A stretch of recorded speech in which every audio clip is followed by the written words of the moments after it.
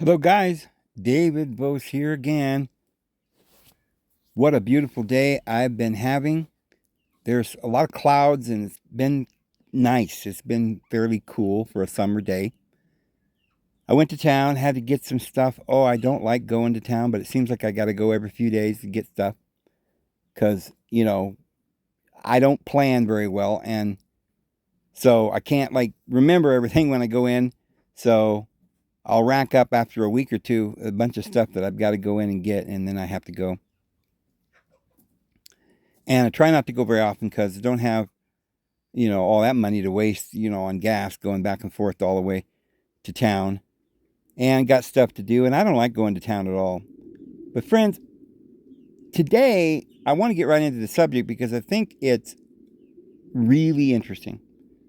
I mean interesting, and you know how we say that you probably never heard this before, or maybe bits and pieces, but you maybe not have heard of any of this before. I'm going to literally revolutionize the concept, the model of electricity, power, voltage, amperage. What is this thing we call electricity? Energy. Is it the same thing? There's a lot of people going around talking about electromagnetism as opposed to energy or electricity. They say it's different. It's words, and if you wanted to define them slightly different, you could get a different meaning. But what we're going to find out is none of that really matters. The whole model that we've been following is off. And I find it,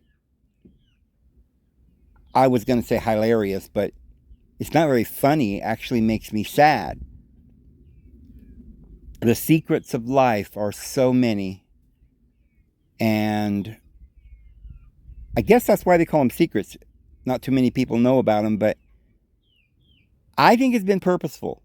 We've been what they call in the dark ages. I mean, I don't care if it was supposed to have been the Silver Age not long ago. It wasn't. It was just plain old dark.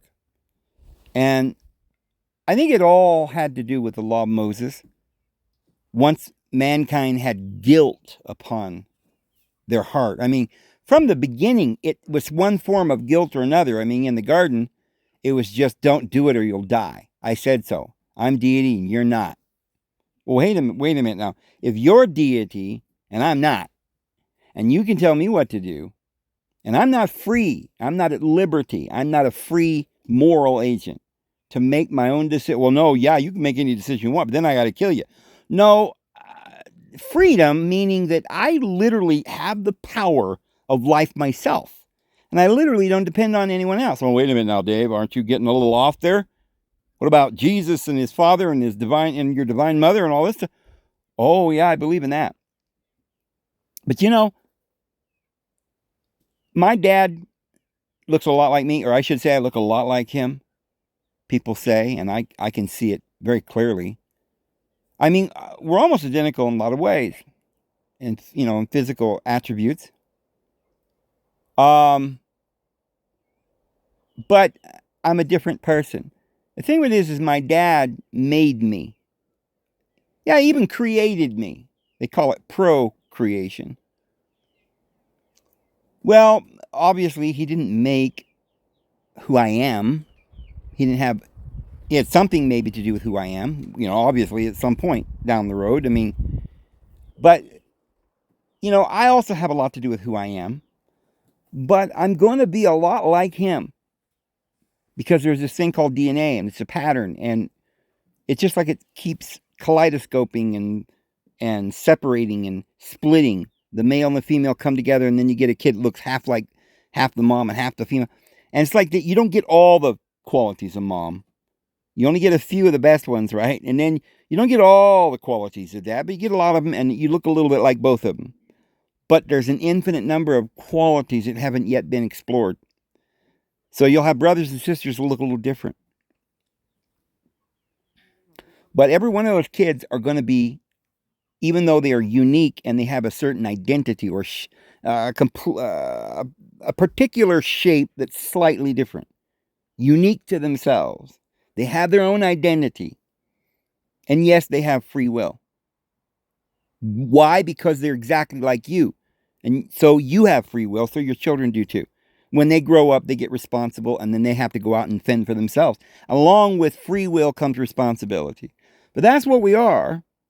And so if he says, hey, I'm deity and you're not, well, then wait a minute. If you said, don't eat from the tree of the knowledge of good and evil, that I might become like God, but yet you say I'm not deity.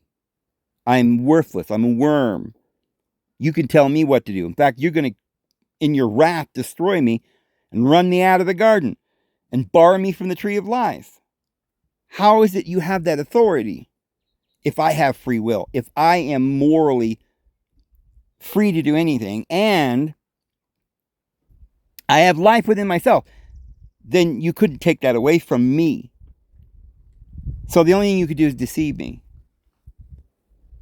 But you yourself are saying that if I partake of the knowledge,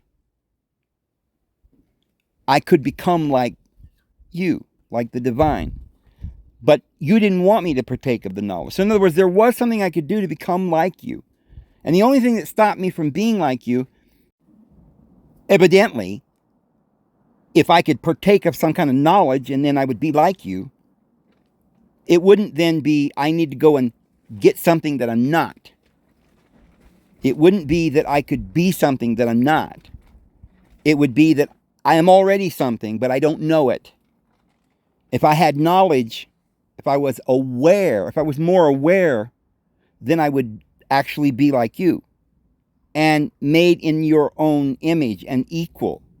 In other words, every child reaches puberty and then maturity, and they are in a complete whole.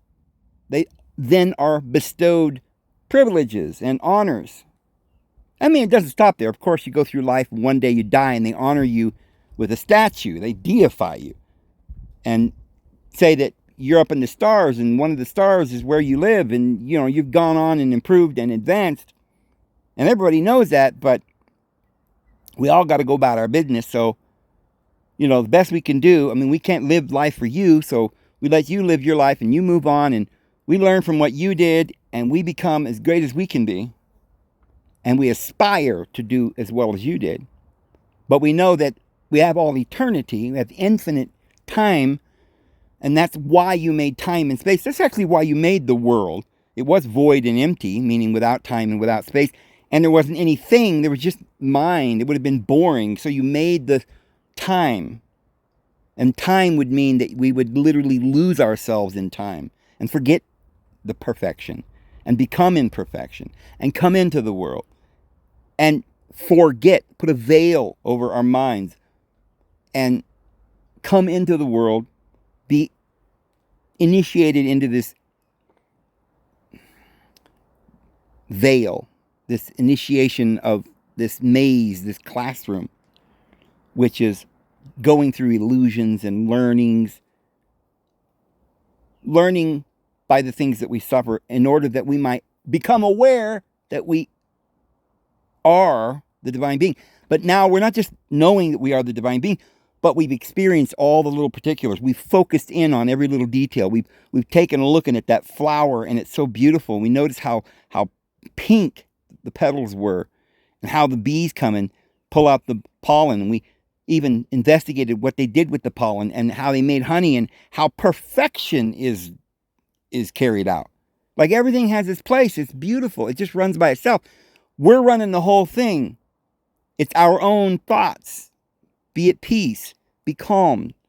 Don't blow upon the winds and make waves, because the wind is your own. It's an extension of yourself, and you don't have to worry, because when you start worrying or fretting, you didn't realize it, but that is the wind, and you're making the wind. You're causing the wind. You need to calm down. You don't even understand your own power. You haven't learned that you are like the divine being. Now, instead of like the divine being, because you forgot, you were deceived, and you began to take on more of this image of the beast. But it was only an illusion, just a period of a little time that you needed to experience all these things and learn for yourself. So, yeah, the universe then is a pretty amazing thing.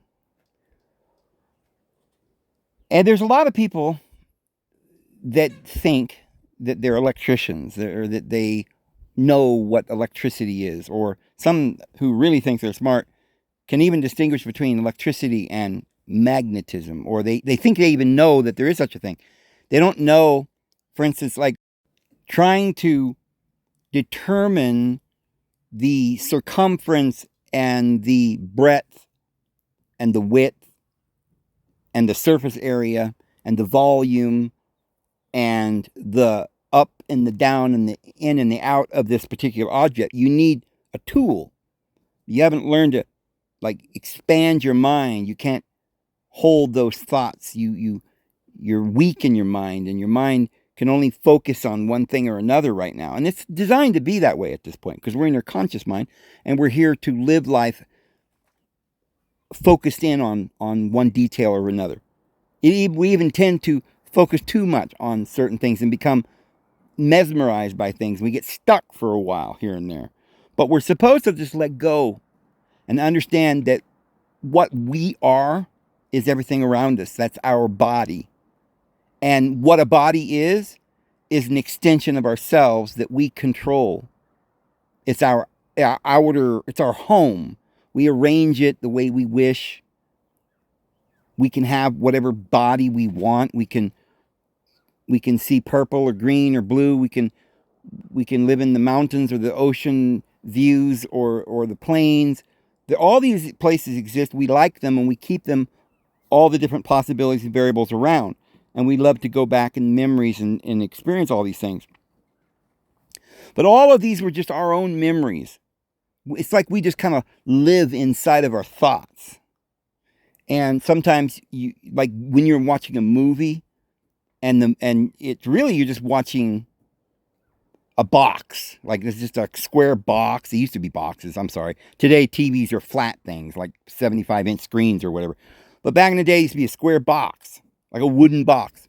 And you're staring at it. Well, what are you getting all excited? You're starting to cry and everything. You're getting into the movie like it's real. It's just a box. There's nothing there.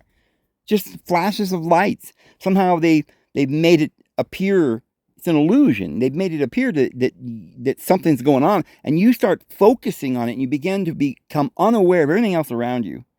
And you really believe that what's going on in these little pictures, these illusions, somehow it's real. You begin to cry, you get scared. You start to believe there's a boogeyman under the bed, or, maybe something's out in the dark that you don't see and is coming to eat you. But they put these ideas in your head in the movie, and you begin to pretend that they're real. You fantasized about it. You liked it, or else you wouldn't have gotten engrossed in the movie. You like the adventure. You like the suspense and the thriller. But then you start crying. Well, that's part of it. That's the game that we're playing. But you get into it, like emotionally. And sometimes we get stuck in there. But that's what this is. It's just, we made the storyline. We wrote the narrative. We typed it out. We bound it in a 400-page volume. And then we read it. And it all came to life. And we even made a theatrical movie about it. We got actors. We paid them. We said, action, go. And they rehearsed the whole thing and brought it to life. But nowadays, of course, they've got ways to bring crazy things to life and draw and seduce the children into some crazy state of mind that is really a delusion. It's not even, we're not even saying that life itself isn't permanent. It's temporary. If we knew that, and we understood that the only thing that's real is our own being, that we can always be forever, that would be very helpful. We wouldn't be frightened of the temporary. We would understand that we're in charge of it. But then on top of that, you're not aware of that, right? You're not aware that you're in control. But then on top of that, while you're in this compromised state, they invent little things like movies and radio and songs and lyrics over and over and over, mesmerizing emotions to trap you even deeper so that you can't even function in this world. So a lot of these lies that keep us in this delusion. Now, one of the many delusions, I mean, there's layers of these delusions. There's the delusion that the physical world is even reality. We start off with that. Maybe we even know that when we're born. When we're first born, we're looking at mom and dad and we're like, wait a minute, how'd I get here? And we probably remember being in another life. We understand what's going on. We don't know English, of course, because we just got born, and it's all kind of new, and we're looking at everything and, oh, that's my new dad, huh?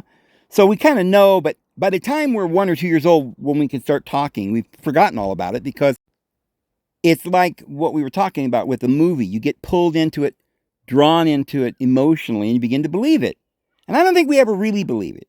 We know it's a movie, but we're like, oh, what if? What if? We're pretending. What if there's a monster? Well, you're 30 years old.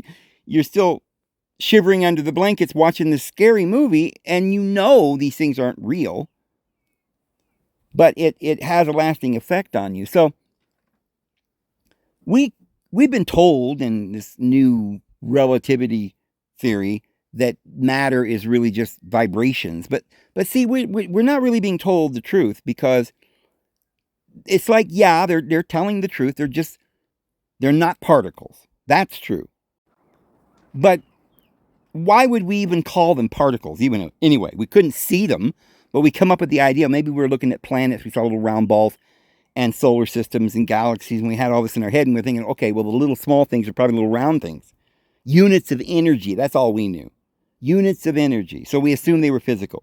Till we proved with these certain experiments that particles act like particles only when you observe them, meaning that, scientific people think it's just some scientific mumbo jumbo, but that's a really spiritual thing to say. I mean, it's a very deep, wise, philosophical point that the world only is or appears to be real and tangible because you're believing it, you're observing it. Not just observing it, but believing it. As soon as you understand, you have that knowledge that you are creating it, it falls flat. And you realize that you only need to imagine something, and you have these little forms in your mind that aren't solid yet. But when you finally decide upon it and you begin to visualize it and intend for it and speak about it, it begins to manifest. And once you see that, then you can control your world. But now, if that's all true, what I just said, and I know, and I give you my testimony that it's true. And I say that like it's a spiritual axiom, and it is. Because, you see, the universe is infinite. The Lord, our Father and Divine Mother, they're infinite. They never die. They're life. They live. And what they are is being. And this little world that they made is just the classroom that we're in. So, the world is the first illusion that we get mesmerized into, just the physical surroundings. Well, then all these people get to believe in this, and then maybe some people know philosophically that we're creating the world, that we have this great power, but they only know it in a real technological way. They don't know it in a very it's like black magic. Like, you know how to manipulate the powers that be by, that whatever you believe will come to pass. You just haven't learned love yet. You haven't learned self-control. You're not mature. You got this knowledge before you should have gotten it. Maybe you stole it rather than earned it. You know, going through life and experiencing and receiving gnosis. You didn't get it that way. You wanted to purchase it. Well, you can't purchase it, so you didn't get it. What you got was a lie. But what you got was a counterfeit, and it was a deception. And it was the thing about, well, I'll just say something over and over again, like I'm the king and all the people love me and I will be the most powerful. And you keep saying that, and somehow you mesmerize people to believe that you're the most powerful. But you have to do it the opposite of love. You have to intimidate. You have to beat them. You have to, you can accomplish it for a while. But eventually, on top of your conscience being seared, and then you become addicted to this power, and everything gets all jowled up and out of balance, and your brothers and sisters are suffering. And there then requires some sort of loving discipline for you that our Heavenly Father has provided to correct such a person, to save their existence, to shake them out of it, to make them realize that we have to grow up and become mature and not fall into the, I want candy and I can do anything I want. We have to have responsibilities. By the time we get to be a certain age, that we are going to be given certain divine responsibilities. Before that time, we have to go through these tests. And we're going to go through a great test right now. And so people don't know that. They don't believe in the divine being. You see how important it is to know this truth? If you didn't believe in the divine being, the fatherly guidance and our divine mother, if you just thought that it was all, we're born from a big bang, and you're like, well, we don't know what happened before the Big Bang, but, at least we got that far. Well, you're stuck like Chuck because your own science says that something cannot come from nothing. Oh, I say, wait a minute. Don't you Christians believe that everything comes from the God? Well, then where did God come from? No, we don't believe that God had to come from anything. We believe he's infinite. We believe he's the universe. And what we believe is that is the universe. There always was. That's the reality. And what he thinks is manifested around him in paradise. And it's real. It's always been real. It's always existed. It wasn't created. It was before the beginning. In the beginning was the Word. Well, what was there doing? What was the Word, the divine expression of the Father, doing before the beginning? We were all in Christ before the founding of the world. We were all there. All this is we decided to take a little journey into all of it and get mesmerized by all of it and get off course and go through the initiation of all this illusion so we could examine each and every. So we're no longer the divine being. Now we're just this one thing. We're trying to understand this one thing. So we got lost in this maze. And these fools that call themselves scientists today, they have a lot of things that, as you may have found out recently, people have been waking up to these ideas. I mean, you got a whole movement of people out there that's like flat earthers now. They're like, wait a minute, we don't trust the government. We don't trust anybody. They're probably lying to us about the very intricate details of every little thing we are told and believe and we've known since we were born. Yeah, actually, you're probably right, except there's 1,000 different things that could have been right, and the lies that they've told us, they're all lies. But you got to be very careful and not just choose another lie. Because the people that are running the program, that are putting out all these little conspiracy theories, most of them are good theories. They're good possibility. They're just not true. The reality that we're not being told is so amazing it would make you giggle all day long and next night and the next day and the rest of your existence. You'll just sit and giggle. You'll just be so happy. Now, if any of these theories that you have doesn't make you giggle, then it wasn't the true one. Because the real, absolute, down to the wall reality is something that is so precious and beautiful you have no idea. And I would like to tell you about that, going at it from one particular point of view. So, flat Earth isn't right, but the Earth isn't physical either. See, and we believe that light. Now, they're trying to kind of like integrate this kind of into our idea minds. So it's not like they don't realize that they've been wrong. They're just worried that we're going to find out that we've been wrong, and we're going to find out about this new knowledge, this free energy. And so what they had to do was Westinghouse and these Edison guys, they wanted to make money off of running wires to your house. And you would pay for the electricity. Well, first of all, you have to explain to people that it's a commodity. It's like a resource in order to get people to believe that you could pay for it.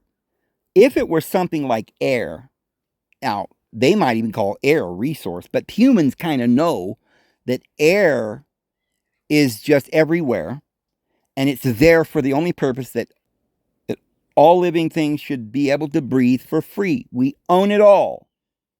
Now, that really is a religious axiom too, because it means that we're all one, and we all have rights, and we all should live by the natural laws of this world and partake of the divine beauty of everything and share with one another. I mean, you could go on, and from that one thing alone, understand so much if you just let it in. But the scientists, they don't believe in any of those things. They don't believe in the divine being. They don't really believe then that there's any special purpose in doing anything any particular way. If you want to be a girl when you're really a boy, you can just pretend to be that. Go to the extent of changing all of society, that we can all start running around living in some kind of delusion. I want to be a dragon. Oh, can I be a cat? Well, if you think you're a cat, you're a cat. Who am I to say, oh, okay, well then, and this is the insanity we've come to. But it's really, a lot of people don't realize it, but it's really been that way for a long time. How about electricity? If you look at that picture there, you'll see, now that's not me. That's a picture of something somebody else has done on the internet. You see that the guy is got his little amp meter, and he's trying to see how many volts he's got there.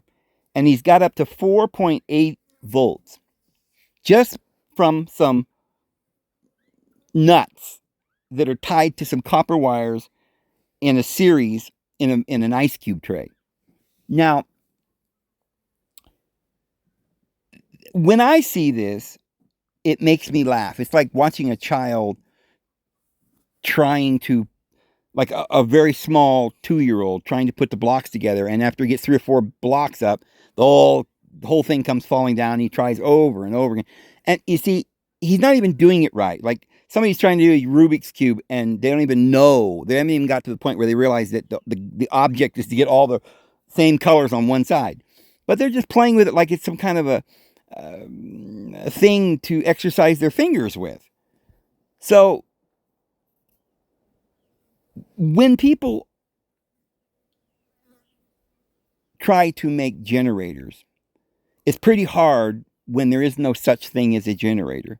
Now understand, this is a definitive axiom. It is an absolute fact, and I challenge anyone to prove me wrong. But the idea of generating power supposes that power can come from nothing, that you're generating it from nothing. It's the same concept that people may have that when a person dies, that somehow or another they were alive and now they're dead. And if you go through life thinking that, not as an axiom, but as your absolute standard of thought, you believe in good and evil. You believe in life and death. And you believe it, and that's why it exists. You live in reality, you let the light shine, and then sometimes you just close your eyes and go to sleep. You don't want to see anymore. You want to rest. But worse than that, some of you are literally deciding to go in the other direction. Not just go to sleep, but like you decided that death would be better than life. I don't know, it's possible, but the illusion has gotten so profound that people don't understand what the game is here. Our bodies are physical. and they die. But the reality isn't physical, and it never dies. And if there were no reality, then nothing could be manifested from the source if there was no source.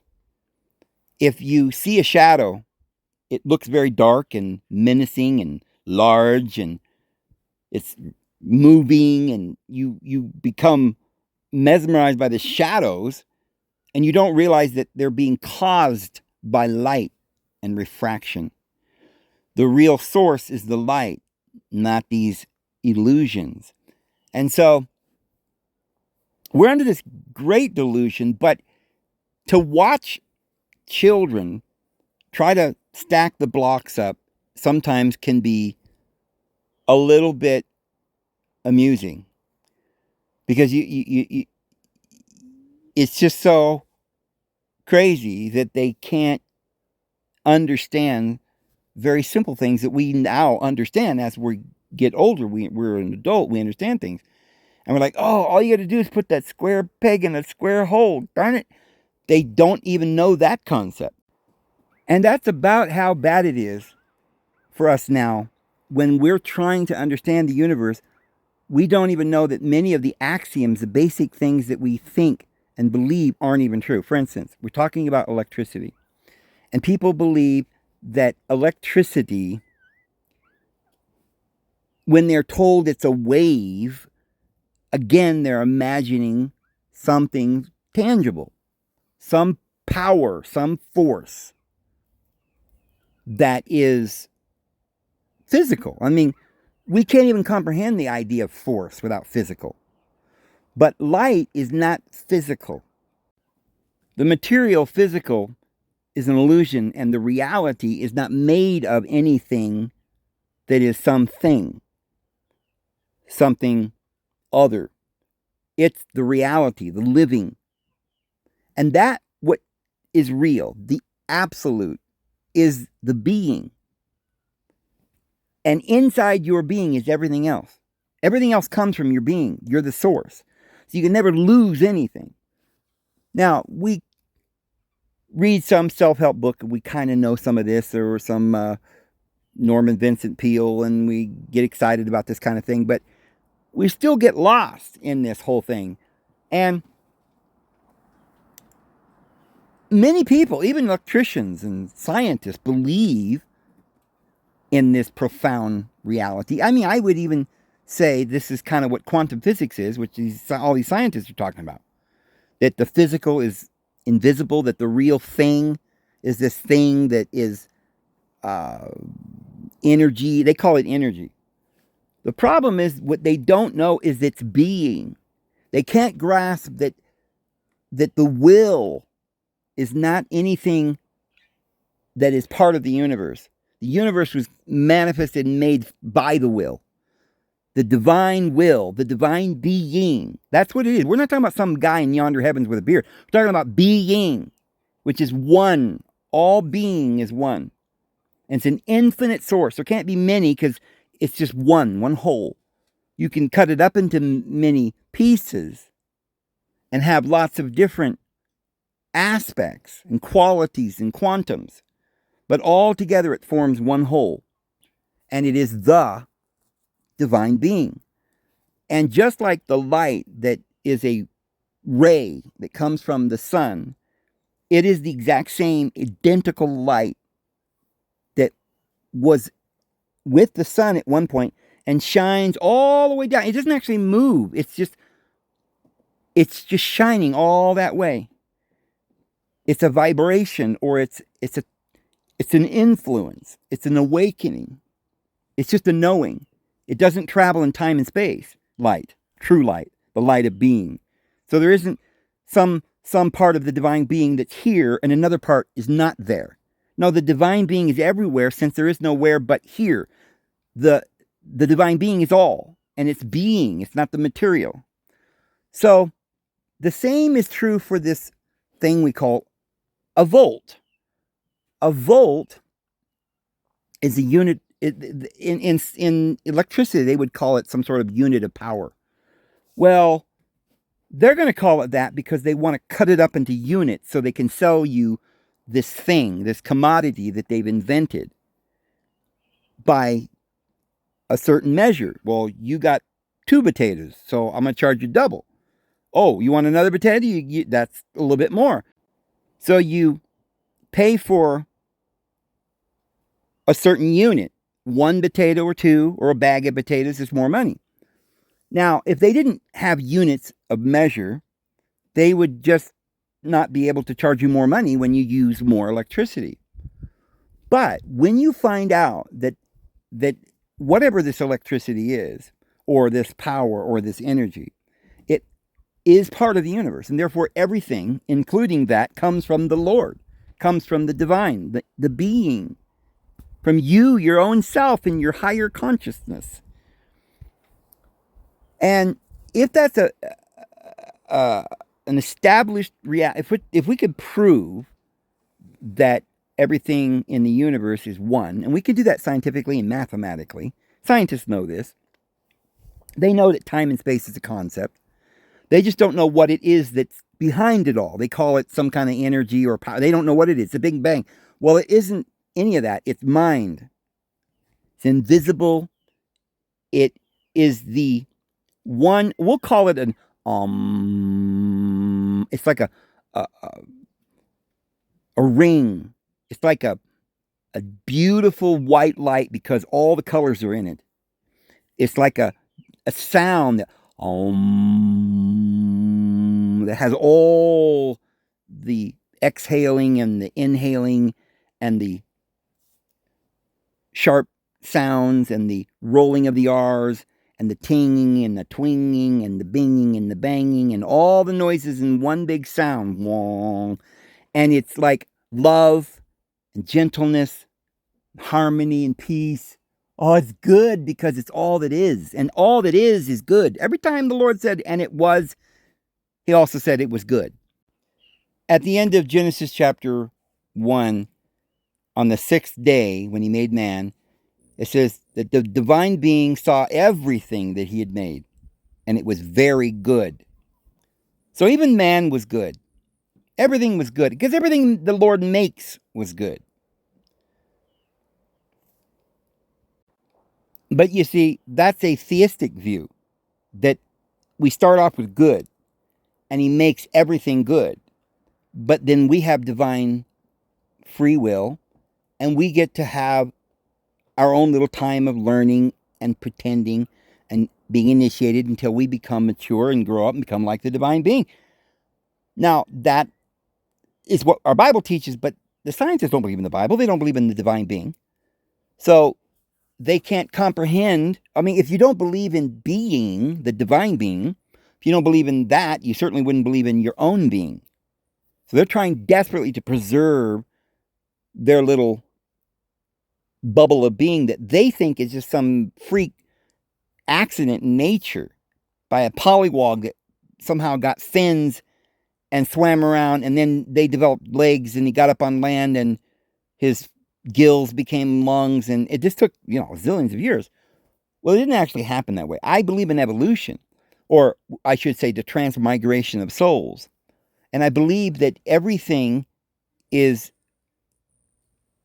got a source and in a pattern, in a potential that will open and activate through the sunlight and the water and the time and the growing and the experiencing. But I don't believe that there was ever a time when there weren't, for instance, bees. Maybe life was just mineral, and then somehow it evolved to flowers. Well, how did the flowers get pollinated without bees? And why were the bees bothering pollinating the flowers anyway if there were no humans and bears to eat the honey? So you see, it's a big ecological cohesive whole, and it always existed. It is a divine manifestation of the Lord forever and ever. And the thing that is forever is the Lord. And everything else is just manifesting out from us. The scientists don't believe that. They don't believe in the divine being.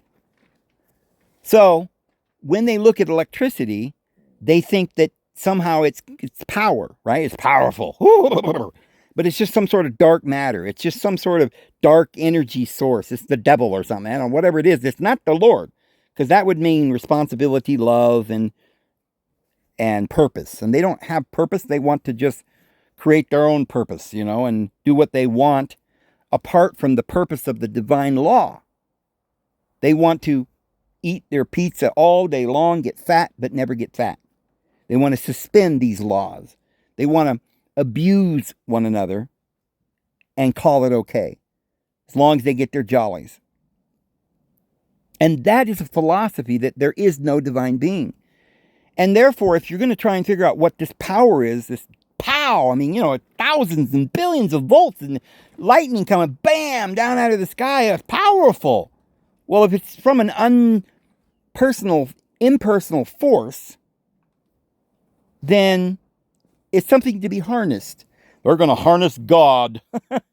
They really think God is just some power. I don't know if you ever saw Star Trek, one of the last, I think it was one of the movies that the original Star Trek made. I think they made 3 or 4 movies with Captain Kirk, James T. Kirk, and Spock. And well, one of them, they went out in the Enterprise, and they went to the end of the universe, and they found this big red-looking hellhole planet. It looked like a big dark sun or something. And all this dark matter was emanating from it or something. It was evil. And they didn't know what to do with it. And finally Spock said, well, we'll have to blast it to get out of here. And they destroyed it. It destroyed. And at the end of the movie, they say, oh, we killed God. That was the movie. But really, what was God? They weren't saying they killed anything special, because the world went on just fine. In fact, it was a better place, according to them. They didn't want purpose. To them, purpose was weaving around. To them, our divine being is more like the devil. And we need to get rid of him. And if you can't just believe that he never existed, and that don't do it for you, then you can just try to rationalize your way out of everything. After all, we've never proven anything, have we? Well, no, not to them. Because they're looking for material proof of something that is infinite inside of a finite thing. You can't find the infinite by dissecting the finite. But, so this thing they call a volt. Now, a lot of people will you can take a copper wire, and they've known about this for a long time. They call it an earth battery. And I'll show you it's not a battery. Now, some have said, well, maybe it's not a battery, maybe it's a generator. Well, it's not a generator, because like we said before we started off this video, you can't generate something from nothing. It's not like they think that somehow or another there's nothing, and you can make this little machine that'll generate power. Like it's just this impersonal force. It's just a power. It's not, the only power there is mind. And they don't know that. And therefore, they better be careful, because you got to be good. Otherwise, you'll get deceived by your own mind, and you'll be lost. It's hard. It's really serious when you get lost in your own mind. Through pride, really, jealousy, and sin. So they put the copper wire into the ground, and they'll put another dissimilar wire, like aluminum, and they'll put it into the ground next to the other wire, and they'll get a voltmeter, and they'll see how many volts they get. Well, you shouldn't get anything, right?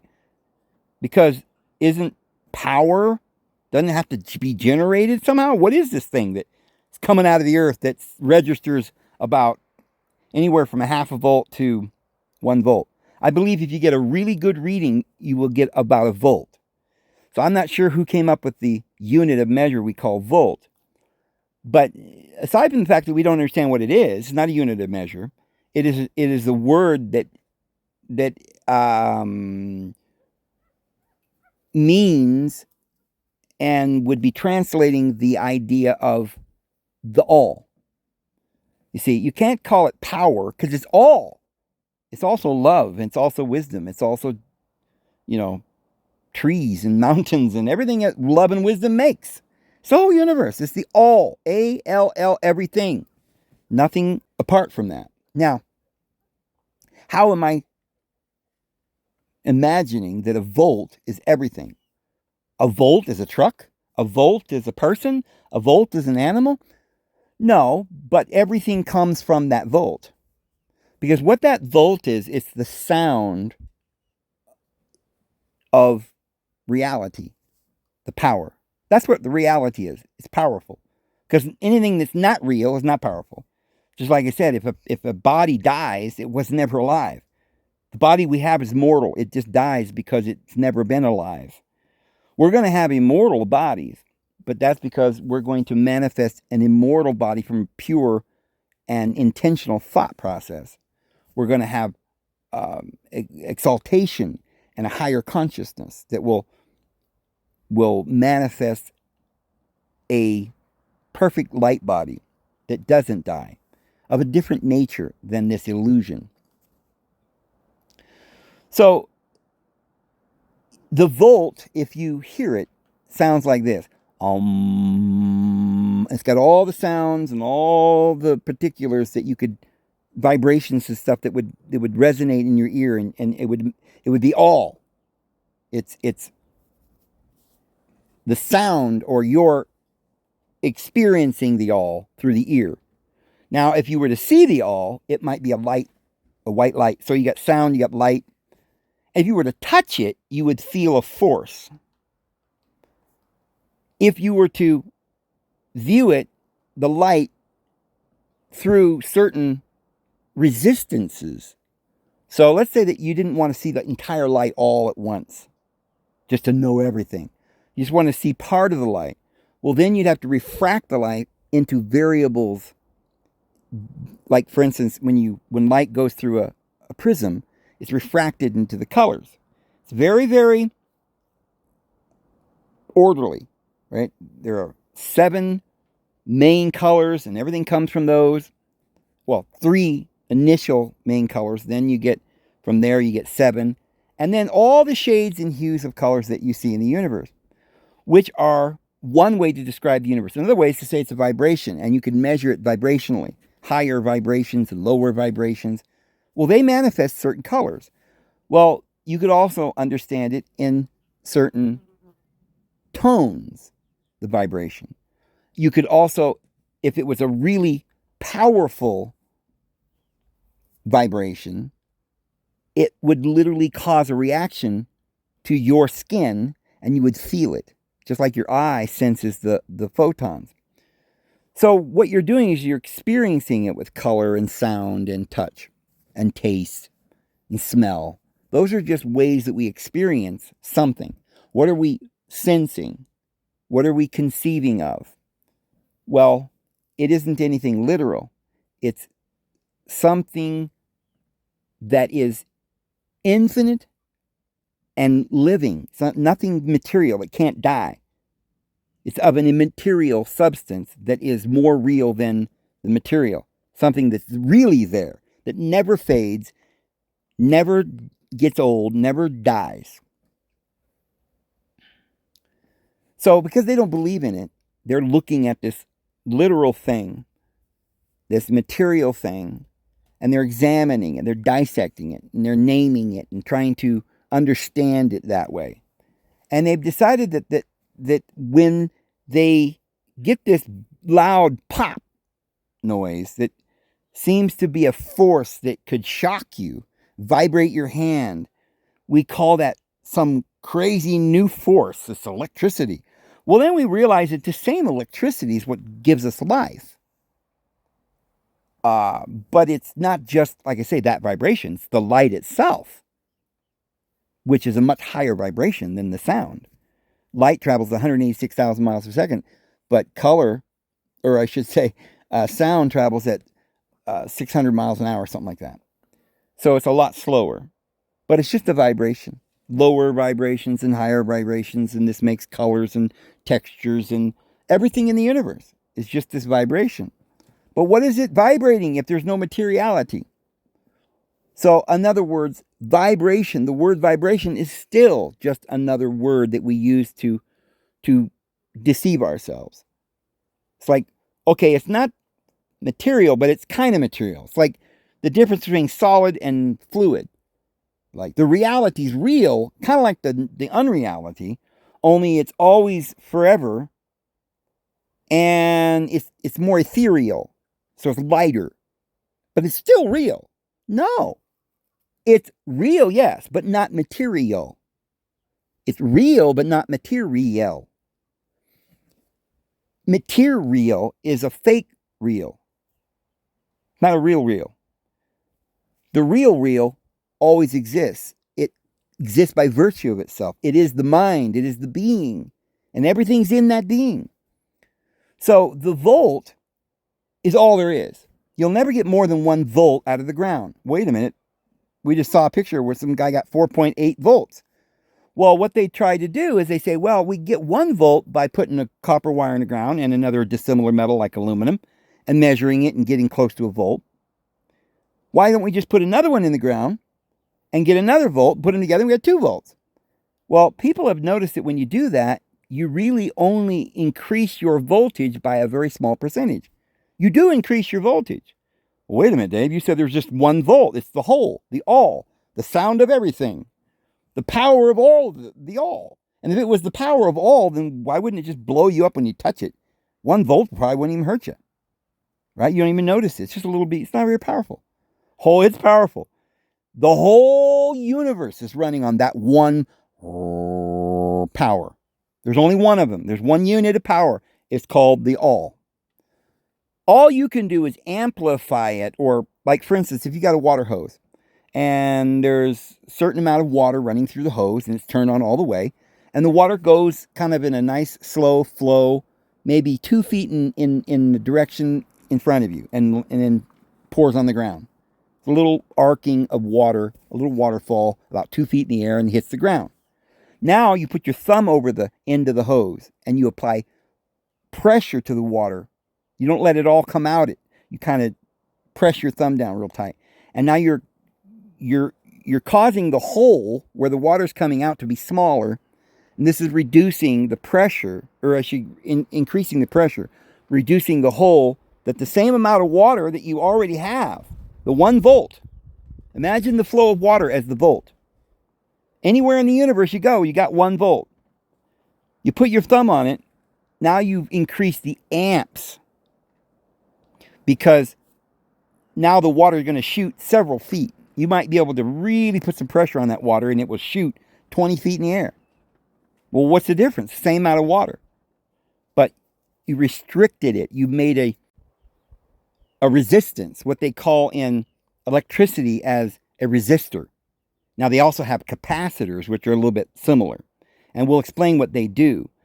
The resistor amplifies the 1 whole, the infinite source. You're never going to run out of energy. It's an infinite source, like an ocean, a bottomless pit, a vast ocean of energy. You can never run out. It's infinite. But you have to access that energy. And when you find it, you'll find that it is a volt. It doesn't even appear to be powerful. You can touch it, right? Because it's also love. It's everything. But in order to get it to be more forceful, you need to apply some kind of resistance. You put a resistor on it. So that's why when you have the copper wire going from 1, say, carbon or steel screw that you put into the dirt, and you twist a little piece of copper wire and run it into another cell with plastic around it to insulate it, another cell of dirt, that you're not getting another volt because there's only 1 volt. All you're doing is providing resistance. So you're making cells, which each cell is a resistor. And it's kind of like all of us. The Heavenly Father is the all, and the Divine Mother. They're the 2 halves of the whole. We're all another cell, another duplicate. We have the same properties. We still have access to the whole, to the one. But now our little bit that we took from the all, if we're going to measure it, we'll say, well, it's part of, not the whole, but it's just a ray of the sun. But in reality, that ray can also be amplified as many times over as the original, because it's an infinite ocean and every river runs into it. So the volt is all there is. You're not going to get more than a volt. What you can do, though, is you can amplify that volt and make it do weird things. Now, what is an amplifier? I mean, that's what amps are as opposed to volts. A volt is this unit of power that now we need to amplify. Well, how could we amplify the everything? Well, you don't really amplify everything. You're not really looking for everything. You're looking for one aspect of this whole. And when it's inside the whole, it's hard to distinguish it from anything else. But the principle was given to us by Jesus. Give and you shall receive. See, that's the principle of negative and positive. What is negative and positive? Well, the male and the female. What is that? It's just part of the whole. It's just one whole. So what's the difference between one side or the other? Well, everything is indistinguishable or chaotic and really unknowable in its truest sense until you become it, till you focus and exclude everything else. So, imagine the universe is this one huge ocean of everything, of the reality. Let's call it reality. And let's say that we're living in a place where no reality exists. And we're separated from reality by this thin layer, like a balloon. It's like expanding, holding back reality. And we're on the other side of the balloon. And we ain't got no reality. Now, if you want to get some reality, which we might say then in this analogy is the air in the balloon, you want to get some of the air over here, you take a little pin and you poke the balloon and it starts, the air starts coming in and flooding in your area. How do you make a portal for reality then? That's what that power is we call the volt. That has the infinite potential that can become thousands of volts, and we'll tell you how to do that. If there's only one, how do you get thousands? We'll show you. If there's only one being, how do you get many beings? Like I'm a being, you're a being, we're all a being, right? We're all sons of the Lord. It's the same principle. We'll explain that in a minute. But there's really only one volt. You can't duplicate it. There's only one universe. There's only one power. Everything comes from the infinite. Everything comes from the source. Now, what we can do is we can pay attention to it. Remember we said if we don't observe the particles, then they're just energy floating, or they're nothing. They're not material. But you observe them or you believe in them, you focus on them, and now they're real. Now they're there. They're tangible. You're identifying them. Hard, smooth, soft, rough, whatever. You're focusing, you're giving it a name. You're paying attention to the details so that you can know it. You're getting knowing. Knowing then is a prick in reality, and it begins to come into you like a flowing river. That balloon we didn't tell you is an infinite balloon. Inside that balloon is an infinity of space. You can never run out of this source that's coming through the little hole. Anytime you want to access anything in reality, you must make a portal in this unreality. You must find an access point. And so because all of reality is both male and female, then just like a battery, when you put energy into it, you can take energy out. But you can't keep taking energy out of the battery without putting energy into it. Now, the battery is not infinite. That's why I say the Earth battery that people are making isn't a battery. It's infinite. It's the infinite source. Wherever you are in the universe, if you are tapping this thing called electricity or life, it's not just on Earth. It's the whole universe. In fact, the universe, or the Earth itself, and the sun and the stars and the moons, each and every one of them are only a little piece, a prick, allowing some of reality to warp, because light warps and splits and divides into these variables and colors, because you're not looking at the whole thing. You're not just staring at all of reality, just big white light, just a knowing everything all at once. But no, you're just pricking a little spot somewhere, and you're carefully channeling one aspect of reality. You need a portal to do that. So any flow of this reality, or any movement, which would be what? What would be the movement? What would be the point of a movement? Well, when a low pressure comes in contact with a high pressure, it creates a swirling vortex, which is what galaxies do, and solar systems and atoms. And this force, this swirling vortex, is because of the negative and the positive, because something's moving in and something's moving out. So that's the flow. And it's the divine law of the universe that any two dissimilar things, male and female, or copper and aluminum, whatever, you wind them together, and then they create a vacuum that begins to pull, and it creates this vortex with the positive being the giving and the negative being the receiving. And Jesus told us that if we give, we shall receive. It is an axiom. If you want things, you must give things. Another way of looking at it is if you're afraid you're going to lose everything, you'll never gain anything. But if you believe you have everything and you start giving it away as though you do, you will have everything. But it really is in the mind. The source is in the mind. It has nothing to do with any material thing. So there's only 1 volt. There's only 1 power. I can create a power plant, if you want to call it that, a generator, a battery, none of which of any of those words are true, because we're not generating anything. We're just accessing the infinite power.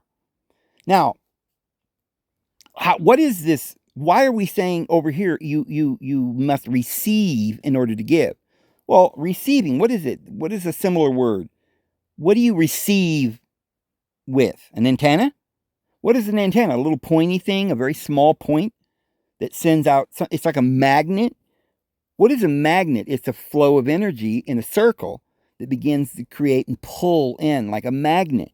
It begins to attract the other particles. What you're doing is as you're creating the force between the high pressure and the low pressure come together, when they touch, when they meet, they create a circle, and this creates a force. Now, why does it do this? These are the laws, Newtonian physics. These are the laws of the universe. And it's because the universe isn't just one thing. It's all, A-L-L. And every variable is part of the whole. And the foot cannot say unto the hand, I have no need of thee. Or the head can't say unto the toe, I have no need of thee. We're all many members in one body. We're all one in Christ. And the one power that we all have is the same mind. We have the mind of Christ. We have this same energy.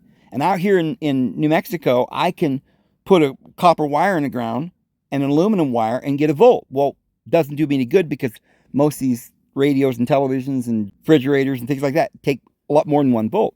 Most things run on 110 volts. Well, now wait a minute. When you take that 1 volt and you wrap it around in a coil, you increase by some variable the volt. You keep wrapping it like a motor has wrapped copper wire, right? It's not generating. You're just taking the 1 volt that exists in the air, that exists in the trees, exists in your body, it exists in the stars, exists in the universe. It's a 1 volt that's everywhere, infinite. You've accessed a point with an antenna, which is a positive point. That's what an antenna is. It's where you have some metal or something that can make contact at the receiving end. The antenna receives, and then that reacts with the status quo, the stillness, and it turns the calm into a vortex that pulls like a gravity and pulls the desired images that you have imaged, that you have purposed, your will, it gels it into a reality for you. So on the physical level, the universe is already here. It's already gelled into this reality that we're thinking. If you want to manipulate the physical world, because it's all just made out of this energy that's our thoughts, everything, even our own thoughts, will still operate on the same principle. We have negative thoughts and positive thoughts. So if you can take a copper wire and a aluminum wire, which are dissimilar, like hot and cold, like male and female, like positive and negative, wrap them around each other, then you are going to get access. That's an antenna. You're going to get that volt. What we have to do is understand we're not trying to get more volts. You can't get any more volts. Power is not a unit of measure. It is infinite. You can do anything you want. You can live forever. You can power a house, a town, a village, a nation, a world with all the energy that's in the tip of a pinprick, because it's the same exact energy that's in the universe. All you have to do is, when you get the antenna, you can create a larger vortex. Well, now understand, mom and dad make the whole. There ain't nothing more than the whole. But mom and dad don't always make love and produce children. Mom and dad don't always work and build houses and sew Afghans and do all that neat stuff that mom and dad does. I mean, they can do a lot. You've seen them do a lot, but they don't always do it. Sometimes they sleep. Sometimes they eat. They recuperate. Sometimes they go on vacation. The potential of mom and dad is vast, but all that potential is within them. So, and it's not that they're going to double themselves or become bigger or more powerful or more material. You're always going to be just you. But you can accomplish more if you choose to get to know more your wife. Then you'll produce a child. Knowing, which the Bible calls sex, Adam knew his wife and she conceived. To know them in that intimate, sensual way produces another child. Well, if there's only one being, one deity, and we're all part of the one deity, we're all one in Christ, then you're not really producing another child. But you're amplifying yourself. You're making another you that is slightly different, a different variable. Well, wait a minute. I am me. I'm my own person. I have my own beliefs and I'm free will, and I don't want to be somebody else. So you're saying we're all the same being? It's just one person we're walking around? Essentially, we're all one. We have to understand that that's a good thing in this sense. We're all from the same source in that we all have the same power. We all have the same potential. But each of us are living a certain aspect of that. And all of us together are the variables of the whole. So we are, all of us, identities. Each of your children are going to be unique, distinct aspects of yourself that they're going to perfect. So they do have an identity. We call it the personality, the child of the father and the mother. And that child inherits everything that the father and mother has. He has dominion over the kingdom. He sits on a throne and has a beautiful divan and golden pitchers to drink out of. He is the king. That's what we're supposed to be. We're the world's our oyster. We got it all. Because the universe is so, remember how we said it's infinite? It is so infinite that it's like all the things in the universe that have distinct identities that are not jealous of each other. They all have their own perfection, their own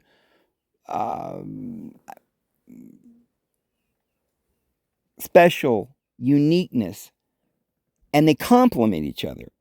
They all form the whole. The one thing that's the oneness that we all can share is the same power.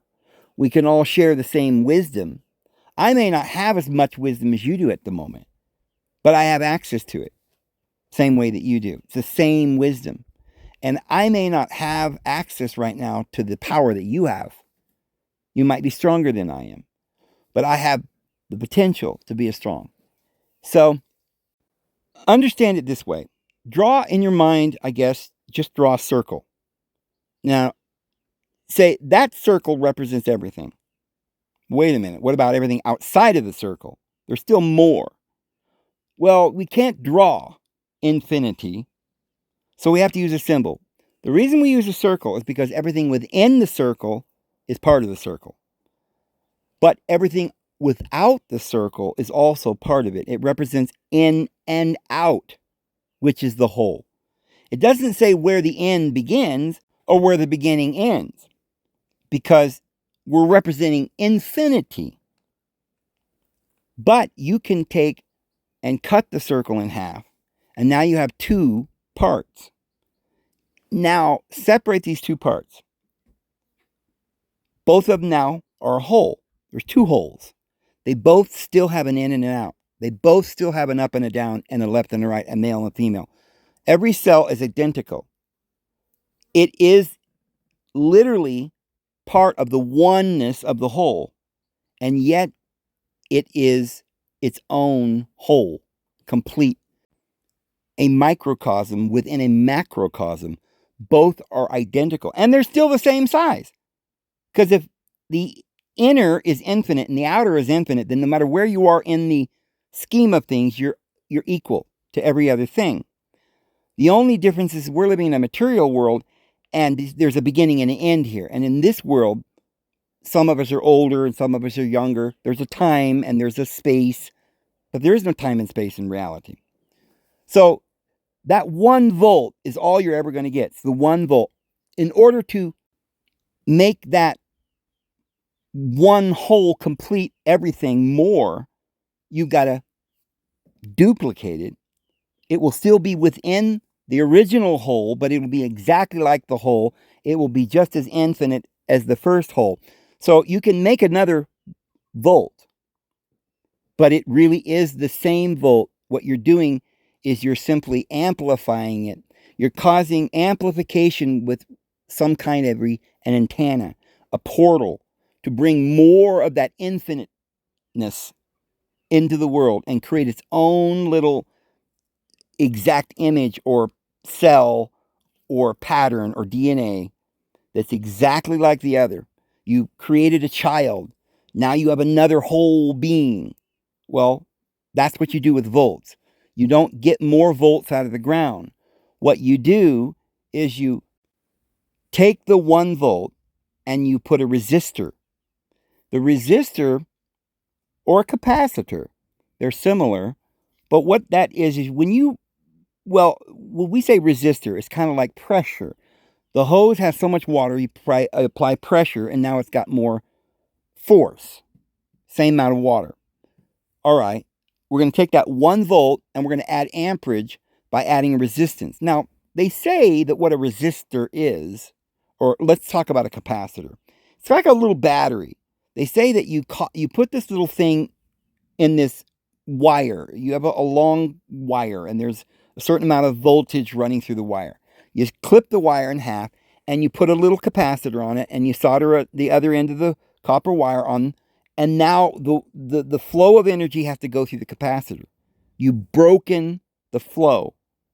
Well, no matter where you cut it, it's going to be a volt. You've not taken away the volt. But what you've done is you started it all over again with a point of resistance, and you're now creating another amplification. On Earth, we get 1 volt at the ground, and it's crazy, almost funny to watch people trying to make more copper wires in the ground and think they get another volt. From the ground level, if you go up 3 feet in the air, there's 100 volts. If you go another 3 feet in the air, so 6 feet above the ground, you'll get 200 volts. And this keeps going for 50,000 feet in the air. There are thousands of volts in the outer ring. So voltage is always going to be 1. There's always going to be 1 volt in the center. But as the rings go out, it increases. And so when you take copper wire and wrap them in a coil, as many times as you can do that, you're increasing, just like in reality, you're making that vortice more strong, more powerful. Around the outside, it's violent and powerful. And so you don't change the 1 volt in the middle. You simply coil the wire to make more volts. That's what a transformer is. But when people put these copper, aluminum, dissimilar metals in the ground in various cells in a series, you are getting a little bit more, but you're causing it. But each of those cells is like a resistor that doesn't cause the flow of energy in that wire to increase. It's still the same unit of measure or whatever. You still got a volt running through that wire. What makes you think if you cut it and stick it in the ground, you're going to bring up another whole volt out of the ground? There's only 1 volt there. But what you're doing by making that little cell, or that little, I've seen somebody, they would take a plastic pipe, cut like a foot of that pipe, shove it in the ground as insulation to cause resistance, so that each of these cells where they would pound the copper pipe in the ground wouldn't be able to be affected by the other copper wire. They thought, well, if the earth has got a volt, we've got to separate and get another volt by making a separate cell. And there'll be another volt in each of these cells. Well, it doesn't really matter. The powers in the world, the whole earth, and the plastic's part of that. So you're not really insulating from the power of the volt. The volt really isn't even in the dirt. It's just around you everywhere. At that level of the earth's vortice, there's only 1 volt. You got to go up 3 feet, and you can't access that because the 1 volt hugs the earth, and then a tree or a wire, it's going to go around the wire as well. So you've got to be, wherever your wire is, you got to be 3 feet above that. And so that's why antennas work, because it's sort of a portal for it to enter into that, at the end of that point. It sticks up into the air. Even though the 1 volt is hugging the tip of that wire, it's closer. It has more access because of the angles, that it's such a sharp bend that it creates such angles that you're able to pull. It creates sort of a portal to start sucking that reality in through that point into a vortice of another smaller reality. And then that new vortice has more higher voltage in its atmosphere. You can start wrapping copper wire around in a coil and capture a greater voltage. But what you're doing by making that seclusionary cell and insulating it is you're making a resistor, like a capacitor, basically a battery, to store it. Well, you can't store the whole volt in a second. You'd have to let it charge. And that little plastic cell you've made is dissipating too much of the heat. You're not really going to be able to capture much of it. It'll just dissipate off. And so you're using it as a little storage, a capacitor. That's what a capacitor is. I used to hear back in the day, they would say, yeah, you put a capacitor on it and you'll increase the amperage. Well, I was like, wait a minute. If the capacitor is like a resistor that where the flow goes in and sort of stops and then fills up the little capacitor. And then when it's full, it comes out the other side. And now all of a sudden you got more power. And I'm like, how would that be more power? If you're running it for an hour, you'd have an hour stored in that little capacitor. And after an hour, it would run out and it wouldn't be any stronger. But no, you put a capacitor on the line and it's now a stronger amperage, and it's permanent. Why? Because there is no amount being stored. There is no place. The world is not material. You're not storing energy. Energy is everywhere. All you're doing is trying to find a portal to receive the energy. And when you do, you can cut it in half and create another unit exactly like the first. Now, if you were to figure that out scientifically, you would see that every time you made another cell, you were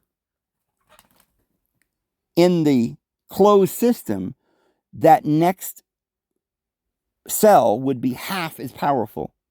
Give it time, and it might also have the same potential because it's coming from the same source. But at the moment, it would only increase not double, but half again as much. So if you had a volt in the first cell, the second cell would give you a half a volt. And the third cell would only give you 25 or a quarter of a volt. And the fourth cell would only give you an eighth of a volt. Now, you'll always keep increasing, but you're not going to do very well by doing that. You're just making little batteries, and a very inefficient one. Putting a resistor or a capacitor in a line is a little bit, it's kind of the same principle as taking the copper wire that the energy is flowing through and wrapping it around and around and around.